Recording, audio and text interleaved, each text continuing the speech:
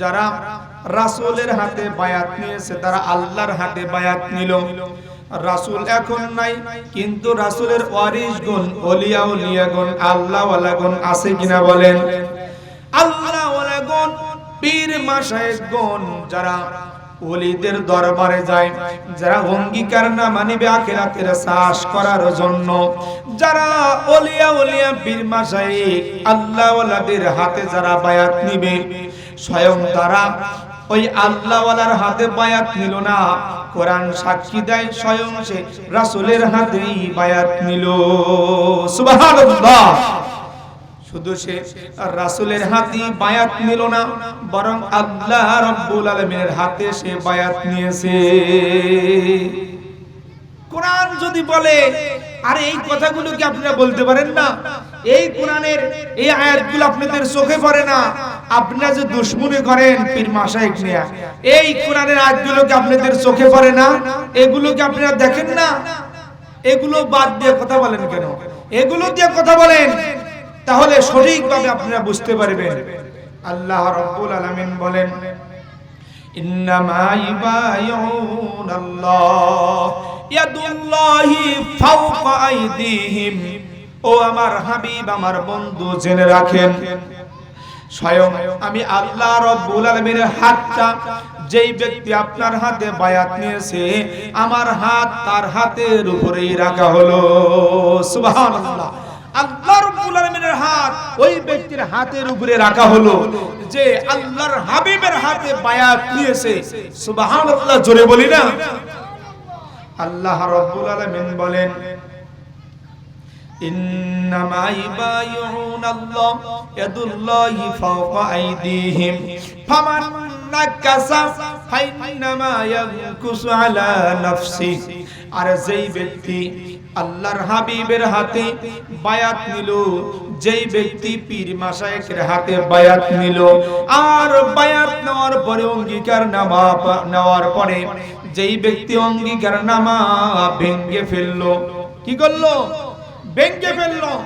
অঙ্গীকার নামা নিয়েছে, আমার জীবনটা এইভাবে গড়ব, আমার জীবন কোরআন হাদিস অনুযায়ী সাজাবো, আল্লাহর রাসূলের তরিকা অনুযায়ী চলবো, এটা আল্লাহর ওলিদের কাছে বায়াত নেওয়ার পরে সে বাড়িতে এসে সেটা ভঙ্গ করলো, আর সে কোনো কাজেই লাগাইলো না। আল্লাহ তাআলা বলতেছেন, ফাইন্নামা ইয়ানকুসু আলা নাফসি, ওই ভঙ্গকারী ব্যক্তির হিসাব তারই দিতে হবে। কেউ আপনার হিসাব দিবে না। আপনি হাজার চেষ্টা করবেন, আপনার হিসাব আরেকজন দিতে যাবে না। আপনি নিজের হিসাব আপনি নিজেই দিতে হবে। আর যেই ব্যক্তি কি করবে, ফাইন্নামা ইয়ানকুসু আলা নাফসি ওয়া মান আওফা বিমা আহাদা আলাইহুল্লাহ ফাসাইতিহি আজরান আযীমা। যেই ব্যক্তি ওলিদের দরবারে গেল আর অঙ্গীকার নামা নিল, বায়াত নিল, সেটা আমল করলো, আল্লাহ রাব্বুল আলামিন বলেন, আমার হাবিব জেনে রাখুন, আমি আল্লাহ রাব্বুল আলামিন ওই ব্যক্তিকে দ্বিগুণ দ্বিগুণ মর্যাদা বাড়িয়ে দেব। সুবহানাল্লাহ। আরে বায়াত নিয়েছে, আমল করেছে, মর্যাদা বৃদ্ধি পেয়েছে, আর বায়াত নিলেন, আমল করলেন না, আপনার হিসাব আপনাকেই দিতে হবে, স্পষ্ট কোরআন বলে দিয়েছে। এবার আসুন, তাহলে আমরা কেন যারা বায়াত নাই তাদেরকে আমরা বলি, কেন তুমি পীর মাশায়েখের দরবারে যাও? এগুলা ভণ্ড, এগুলা বলতে কোনো কিছু নাই। কোরআন যদি সাক্ষী দিল, আমরা কোরআন থেকে শুনলাম, তাদের কথা কি আর বিশ্বাস করব? কথা বলেন, তাদের কথা আমরা বিশ্বাস করব না। আপনি বলে দিবেন যে তুই সূরা ফাতিহা তেলাওয়াত করে আর তার তরজমা পড়ে গা, ভালো করে পড়ে পড়ে তারপর আমার কাছে আসিস যে কোরআনের ভিতরে আল্লাহ রাব্বুল আলামিন কি বলেছে। এবার আমরা হাদিসের দিকে যাব। তাদের সোহবতে যেতে হবে, তারা আমাদেরকে আখিরাতের জমির চাষাবাদ শিক্ষা দিবেন। তারা যেইভাবে শিক্ষা দিবেন ওইভাবে আমরা যদি আবাদ করতে পারি, তাহলে আমাদের আখিরাতের জমির ফলটা ভালো হবে। কোন ঠিক কিনা? এই জন্য আমাদেরকে আখিরাতের জমি চাষের জন্য আল্লাহ ওয়ালাদের সোহবতে থাকতে হবে, আল্লাহ ওয়ালাদের দরবারে যেতে হবে। যদি আমরা আল্লাহ ওয়ালাদের দরবারে যাই, সোহবতে যাই, তাহলে বেশক আল্লাহ রাব্বুল আলামিন আমাদেরকে এই আখিরাতের জমিতে ভালো ফসল দান করবেন। সুবহানাল্লাহ। এই আল্লাহ ওয়ালাগণ তারা তাম মানুষদেরকে কোরআন অনুযায়ী আল্লাহর দিকে ডাকে। আল্লাহ তাআলা যেইভাবে শিক্ষা দিয়েছেন সেইভাবে তারা কি মানুষকে ডাকে। আল্লাহ তাআলা কেমনে শিক্ষা দিয়েছেন? আল্লাহ রাব্বুল আলামিন বলেন, উদউ ইলা সাবিলি রাব্বিকা বিল হিকমাতি ওয়াল মাউইযাতিল হাসানাতি ওয়াজাদিলহুম বিল্লাতী হিয়া আহসান। আল্লাহ রাব্বুল আলামিন তার হাবিবকে ডাক দিয়ে বলে, আমার বন্ধু উদউ, আপনি ডাকুন, ইলা সাবিলি রাব্বিকা, আপনার রবের দিকে, আপনার রবের পথে আপনি তামাম মানুষদেরকে ডাকুন। তবে বন্ধু, আপনি তো ডাকবেন, ডাকার একটা নিয়ম আছে, ডাকার একটা পদ্ধতি আছে। বলে কেমন পদ্ধতি? ওয়াল হিকমাতি ওয়াল মাউইযাতিল হাসানাতি ওয়াজাদিলহুম বিল্লাতী হিয়া আহসান। ও বন্ধু, আপনি তাদেরকে হিকমতের সাথে ডাকেন, বিল হিকমাতি, হিকমতের সাথে তাদেরকে আহ্বান করেন, আমার দিকে ডাকেন। ওয়াল মাউইযাতিল হাসানা, সুন্দর সুন্দর ওয়াজ করে করে তাদেরকে আমার দিকে ডাকবেন। ওয়াল মাউইযাতিল হাসানাতি ওয়াজাদিলহুম বিল্লাতী হিয়া আহসান, আর সুন্দর আচরণ করে আপনি তামাম মানুষদেরকে আমার পথে ডাকতে থাকেন। আল্লাহর হাবিবকে আল্লাহ রাব্বুল আলামিন তিনটা বিষয় শিক্ষা দিলেন। হিকমতের সাথে ডাকতে হবে, সুন্দর সুন্দর ওয়াজ করে ডাকতে হবে, ভালো ব্যবহার করে তাদেরকে ডাকতে হবে। এইভাবে যদি ডাকো তাহলে বেশক তারা আল্লাহ রাব্বুল আলামিনের পথের দিকে আসবে। আল্লাহ ওয়ালাগণ তারা রাগ করে না, আল্লাহর ওলিগণ তারা মানুষদেরকে সুন্দরভাবে ডাকে, মানুষদেরকে সুন্দর সুন্দর ওয়াজ করে করে সুন্দর আচার ব্যবহার দেখিয়ে তাদেরকে আল্লাহ রাব্বুল আলামিনের পথের দিকে ডাকে। সুবহানাল্লাহ। এই লোকগুলো যখন আল্লাহওয়ালাদের কথা, আল্লাহওয়ালাদের কথাটা শ্রবণ করে তাদের পথে যায়, তখন আল্লাহওয়ালাগণ তাদেরকে শিক্ষা দেওয়ার জন্য অঙ্গীকারনামা নেয়। কি নাই? অঙ্গীকারনামা নেয়, যাকে বলা হয় আরবিতে বলা হয় বায়াত। কি বলা হয়? বায়াত বলা হয়। এই অঙ্গীকারনামা নেয় যে তুমি যে আখিরাতের জমিটা যে চাষ করবে, তার একটা নিয়ম পদ্ধতি আছে। আমরা এই দুনিয়াতে যে ধান চাষ করি, আচ্ছা বলেন তো, আমি তো জমি চাষ করতে পারি না, আমি এমনি এমনি কি পারবো? একজন যে অভিজ্ঞ লোক তাকে বলতে হবে যে ভাই আমি তো ধানের চারা লাগাচ্ছি, এখন কি কি বীজ দিতে হবে, কি ওষুধ দিতে হবে, কোন সময় নিড়ানি দিতে হবে, এইগুলো যদি আমি তাকে বলি, আর এই অভিজ্ঞ লোক যখন আমাকে ওইভাবে বলবে, তার কথা যখন ফলো করব, তখন আমার ক্ষেতের ফসল কি হবে? জোরে বলেন, ভালো হবে। আপনি আখিরাতের জমির জন্য আল্লাহর দরবারে চেয়েছেন, আল্লাহ রাব্বুল আলামিন আপনাকে আখিরাতের ক্ষেত দিয়েছে, কিন্তু আপনি আবাদ করার পদ্ধতি তো জানেন না। জানেন কি? আপনি তো আখিরাতের কিভাবে আবাদ করতে হয়, কোন কোন আমল করতে হয়, কোন সময় কি করতে হয়, এটা জানেন না। আপনার কি করতে হবে? অভিজ্ঞ লোকের কাছে যেতে হবে, যারা আল্লাহর বন্ধু, যারা ওলিয়া উলিয়া পীর মাশায়েখ, আল্লাহর ওলিদের কাছে আপনাকে যেতে হবে। আর যদি যান, তারা আপনাকে সঠিক পদ্ধতিগুলো শিক্ষা দিবেন।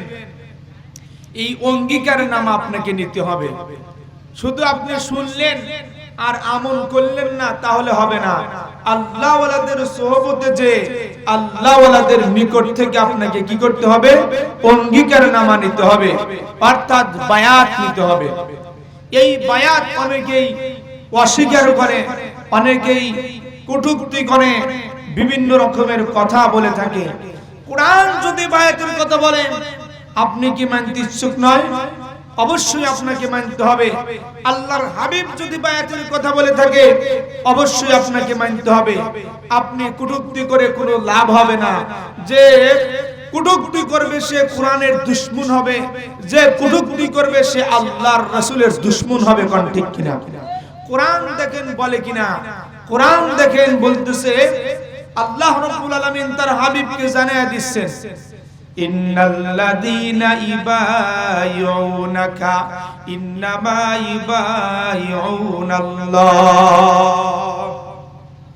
নিশ্চয়ই যারা ইন্নাল্লাযীনা ইবায়ুনাকা আপনার হাতে বায়াত গ্রহণ করলো, ও আমার বন্ধু আমার হাবিব, নিশ্চয়ই যেই ব্যক্তিরা আপনার হাতে যা কি করলো, বায়াত গ্রহণ করলো, অঙ্গীকারনামা নিল, ইন্নাল্লাযীনা ইবায়ুনাকা ইন্নামা ইবায়ুনাল্লাহ, আমার বন্ধু তারা আপনার হাতে বায়াত নাই, বরং স্বয়ং আমি আল্লাহ রব্বুল আলামিনের হাতেই তারা বায়াত নিয়েছে।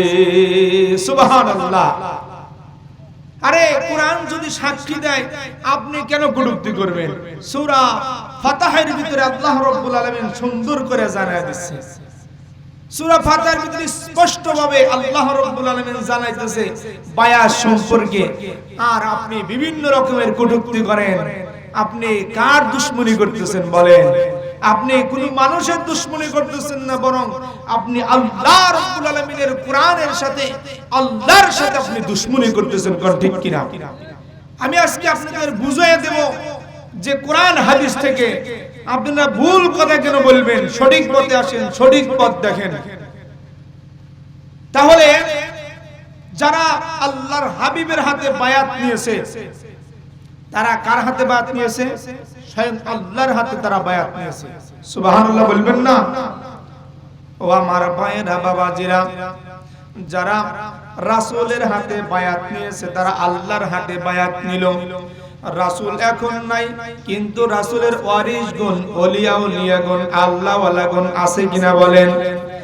আল্লাহ ওয়ালাগণ, পীর মাশায়েখগণ যারা ওলিদের দরবারে যায়, যারা অঙ্গীকারনামা নিবে আখিরাতের চাষ করার জন্য, যারা ওলিয়া উলিয়া পীর মাশায়েখ আল্লাহ ওয়ালাদের হাতে যারা বায়াত নিবে, স্বয়ং তারা ওই আল্লাহ ওয়ালার হাতে বায়াত নিল না। কোরআন সাক্ষী দেয় স্বয়ং সে রাসূলের হাতেই বায়াত নিল। সুবহানাল্লাহ। শুধু সে রাসূলের হাতেই বায়াত নিল না, বরং আল্লাহ রাব্বুল আলামিনের হাতে সে বায়াত নিয়েছে। কোরআন যদি বলে, আরে এই কথাগুলো কি আপনারা বলতে পারেন না? এই কোরআনের এই আয়াতগুলো আপনাদের চোখে পড়ে না? আপনারা যে দুশমনি করেন পীর মাশায়েখ নিয়ে, এই কোরআনের আয়াতগুলো কি আপনাদের চোখে পড়ে না? এগুলো কি আপনারা দেখেন না? এগুলো বাদ দিয়ে কথা বলেন কেন? এগুলো দিয়ে কথা বলেন, তাহলে সঠিকভাবে আপনারা বুঝতে পারবেন। আল্লাহ রাব্বুল আলামিন বলেন, ইন্নামা ইবায়ুনাল্লাহ ইয়াদুল্লাহি ফাওকা আইদিহিম। ও আমার হাবিব, আমার বন্ধু, জেনে রাখেন, স্বয়ং আমি আল্লাহ রাব্বুল আলামিনের হাতটা, যেই ব্যক্তি আপনার হাতে বায়াত নিয়েছে, আমার হাত তার হাতের উপরেই রাখা হলো। সুবহানাল্লাহ। আল্লাহ রাব্বুল আলামিনের হাত ওই ব্যক্তির হাতের উপরে রাখা হলো যে আল্লাহর হাবিবের হাতে বায়াত নিয়েছে। সুবহানাল্লাহ, জোরে বলি না? আল্লাহ রাব্বুল আলামিন বলেন, ইন্নামা ইবায়ুনাল্লাহ ইয়াদুল্লাহি ফাওকা আইদিহিম ফামান নাকাসা ফাইন্নামা ইয়ানকুসু আলা নাফসিহি। আর যেই ব্যক্তি আল্লাহর হাবিবের হাতে বায়াত নিল, যেই ব্যক্তি পীর মাশায়েখের হাতে বায়াত নিল, আর বায়াত নেওয়ার পরে অঙ্গীকারনামা নেওয়ার পরে যেই ব্যক্তি অঙ্গীকারনামা ভেঙে ফেললো, কি করলো? ভেঙে ফেললো। অঙ্গীকারনামা নিয়েছে, আমার জীবনটা এইভাবে করব, আমার জীবন কোরআন হাদিস অনুযায়ী সাজাবো, আল্লাহর রাসূলের তরিকা অনুযায়ী চলবো, এটা আল্লাহর ওলিদের কাছে বায়াত নেওয়ার পরে সে বাড়িতে এসে সেটা ভঙ্গ করলো আর সে কোনো কাজেই লাগাইলো না। আল্লাহ তাআলা বলতেছেন ফাইন্নামা ইয়ানকুসু আলা নাফসি, ওই ভঙ্গকারী ব্যক্তির হিসাব তারই দিতে হবে। কেউ আপনার হিসাব দিবে না। আপনি হাজার চেষ্টা করবেন, আপনার হিসাব আরেকজন দিতে যাবে না।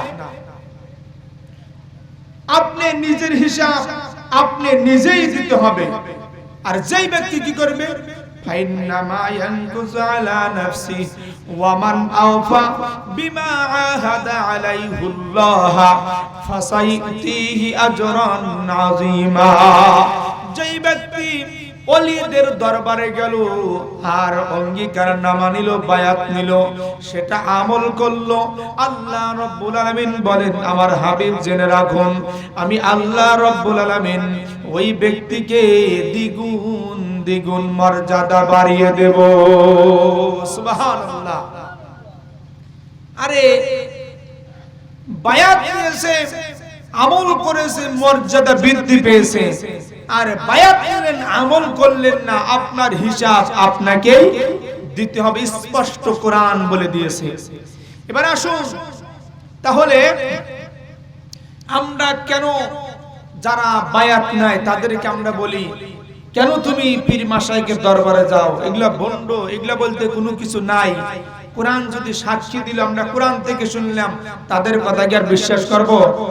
কথা বলেন, তাদের কথা আমরা বিশ্বাস করব না।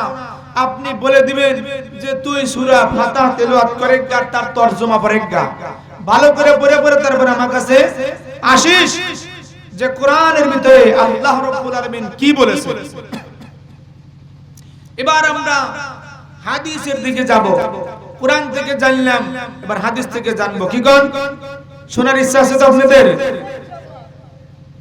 আন-নবী عن عبد الله بن عمر رضي الله تعالى عنه قال سمعت رسول الله صلى الله عليه وسلم يقول ومن مات وليس في عنقه بيعة مات مئة جاهلية رواه مسلم। মুসলিম শরীফের হাদিসের ভিতরে 3461 নম্বর হাদিসের ভিতরে লিখেছে হযরত আব্দুল্লাহ ইবনে ওমর রাদিয়াল্লাহু তাআলা আনহু বলেন, আমরা রাসূলুল্লাহ সাল্লাল্লাহু আলাইহি ওয়াসাল্লামকে বলতে শুনেছি, যেই ব্যক্তি বায়াতের বন্ধন ছাড়া, বায়াতের আবদ্ধ ছাড়া, বন্ধন ছাড়া যেই ব্যক্তি মৃত্যুবরণ করবে, এই তাকান না কেন, কি করবে?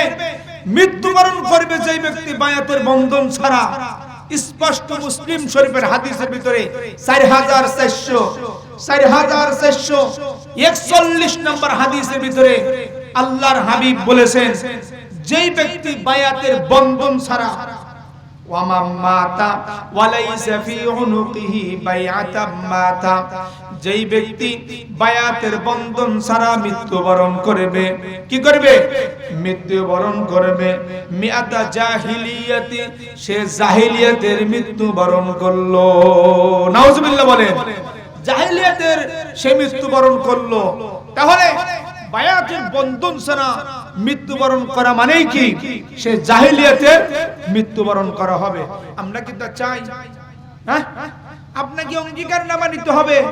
অবশ্যই আপনি কোরআন হাদিস অনুযায়ী চলবেন।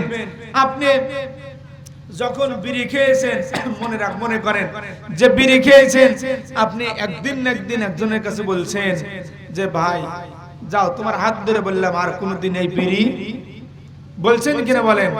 তার মানেই তার কাছে অঙ্গীকারনামা নিয়েছেন। এটা বুঝতে হবে যে এরকম ভাবে প্রত্যেকটা কাজ আল্লাহওয়ালাদের হাত ধরে আপনি যখন বায়াত নেবেন, তাকে আপনাকে সমস্ত কথাগুলো বলে দিবে যে তোমার এইভাবে এখন জীবন গড়তে হবে। তুমি ইচ্ছা করলেই যে কোনো কিছু করতে পারবে না, ইচ্ছা করলেই যে কোনো পথে তুমি চলতে পারবে না।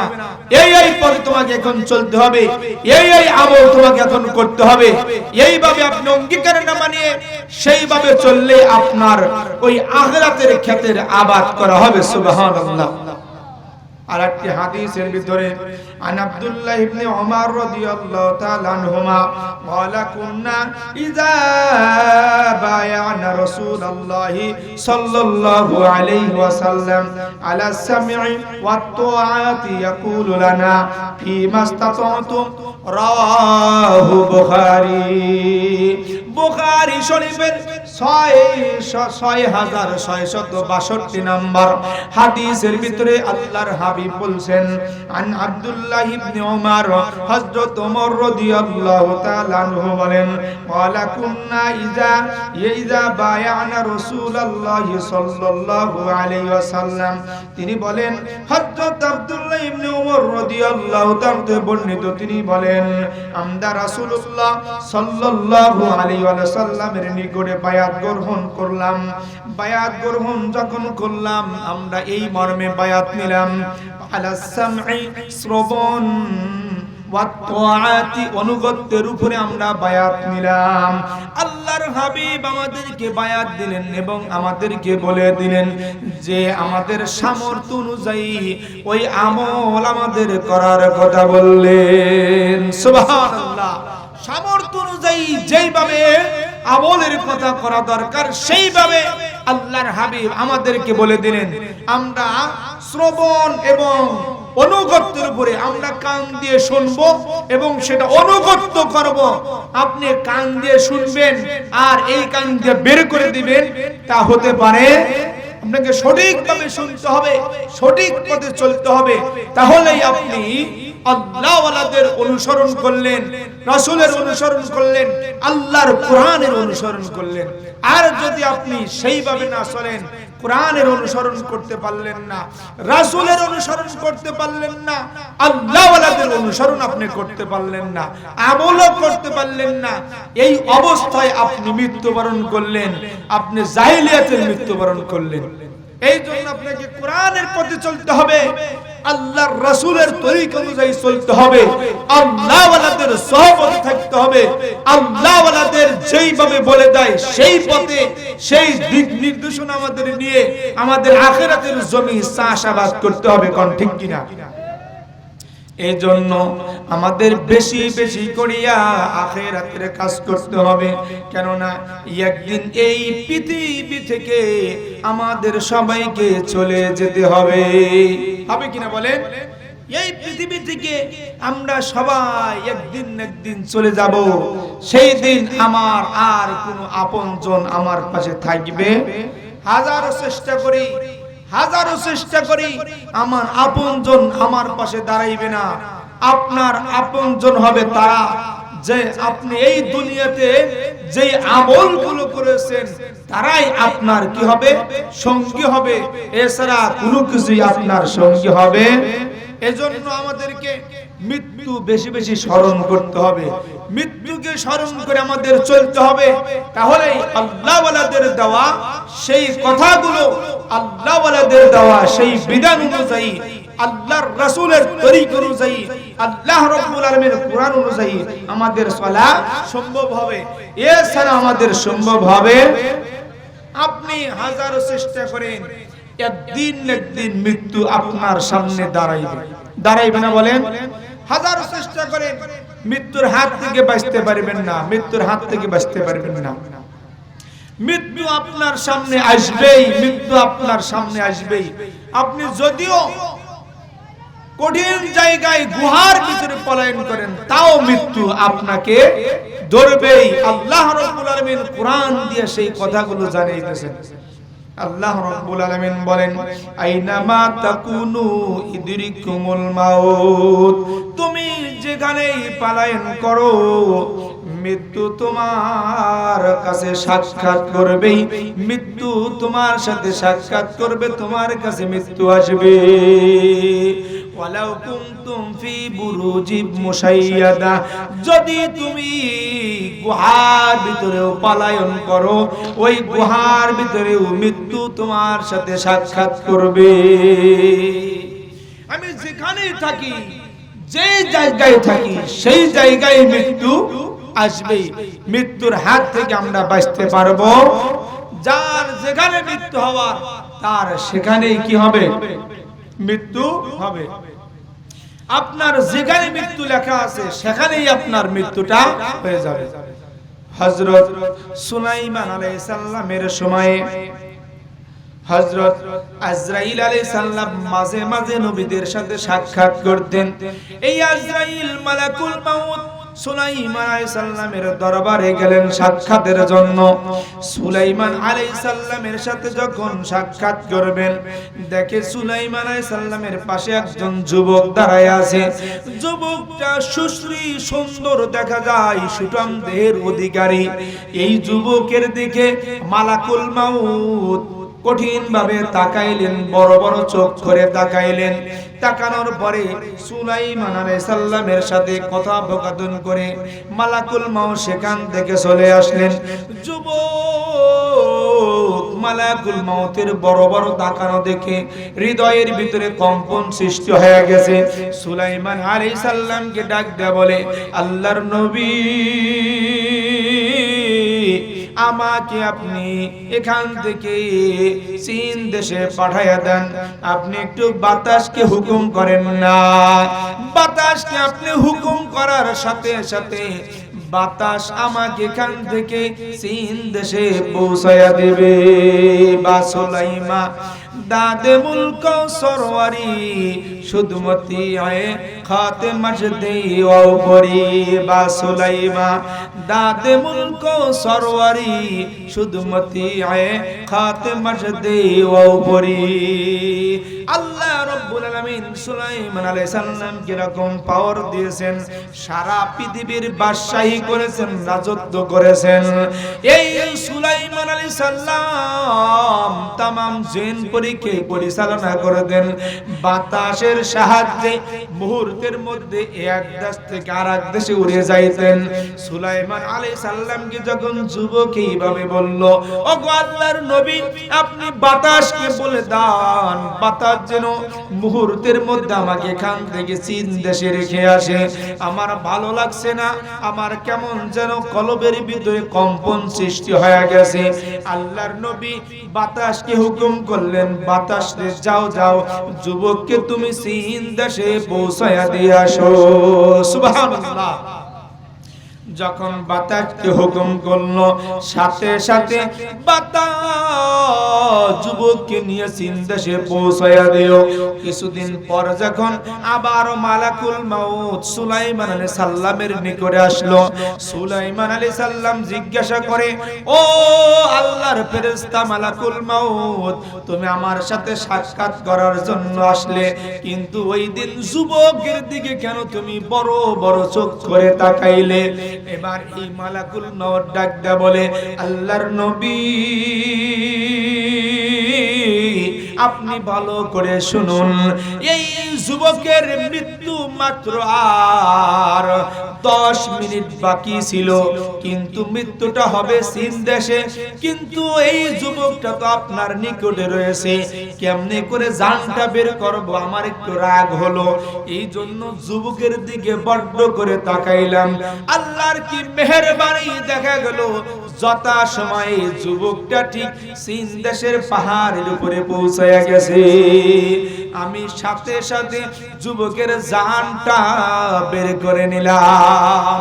আইনামা তাকুনু ইদরিকুমুল মাউত ওয়ালাউ কুনতুম ফি বুরুজিম মুশাইয়াদা।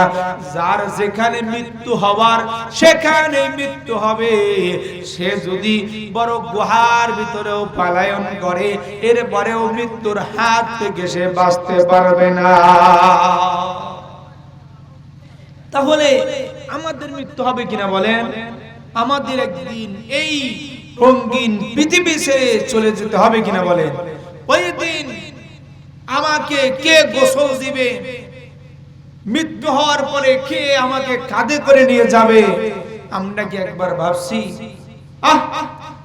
গজলের ভিতরে সঙ্গীতরা কত সুন্দরভাবে গজলগুলো গায়। কোন জমিনের মাটি আমার হবে গোরস্থান, কোন জমিনের মাটি আমার হবে গোরস্থান। কার চোখের জলে আমি,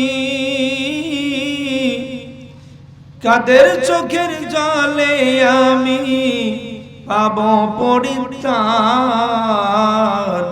কোন জমিনের মাটি আমার হবে গোরস্থান। কত সুন্দর করে সঙ্গীতরা এইভাবে গজল গায় যে একদিন আমাকে এই পৃথিবী ছেড়ে চলে যেতে হবে, ওই দিন আমার কি অবস্থা হবে, আমাকে আমার জন্য কে দোয়া করবে, কবরের ভিতরে আমার কি অবস্থা হবে। আমরা কি একবার ভাবছি? একবার ভাবি না। এই পৃথিবী থেকে আমাকে চলে যেতে হবে। আপনি এই পৃথিবী থেকে চলে যাবেন, এই পৃথিবীর থেকে যে পরকালে যাবেন তার জন্য কোনো ব্যবস্থা করতে হবে না? এমনি এমনি গেলেই কি হবে? না, এই দুনিয়া হলো ক্ষণস্থায়ী আর আখিরাত হলো চিরস্থায়ী। আখিরাতের জগৎ আর শেষ হবে না, শেষ হবে না, আবাদান আবাদান চলবেই চলবে, চলছে তো চলবেই, আর থামবে না। কোন ঠিক কিনা? এজন্য আখিরাতের ফিকির আমাদের বেশি বেশি করতে হবে। আখিরাতের ফিকির যদি আমরা না করি তাহলে পরকালে আমরা ধরা খেয়ে যাব। পরকালে এমন অবস্থা হবে যে আমার জন্য দোয়া করার কেউই থাকবে না। অনেকেই মনে করে যে কবরের জগতে দোয়া বলতে কিছু নাই, দোয়া তাদের আমলে পৌঁছায় না, এরকম অনেকেই বলে না। আপনি মৃত ব্যক্তিদের জন্য দোয়া করুন, তাদের আমলে এই সবগুলো পৌঁছে যাবে। তো আপনি যদি এই দুনিয়াতে এই ফিকির না করে যান তাহলে এই দোয়ালা লোক আপনি পাইবেন। এই জন্য ফিকির করতে হবে কি, যে এমন এমন কাজ করতে হবে যাতে করে আমার জন্য দোয়া করে। আল্লাহ রাব্বুল আলামিন বলেন, ওয়ালা তুসাল্লি আলা আহাদিম মিনহুম মাতা আবাদা ওয়ালা তাকুম আলা কবরি ইন্নাহুম কাফারু বিল্লাহি ওয়া রাসূলিহি।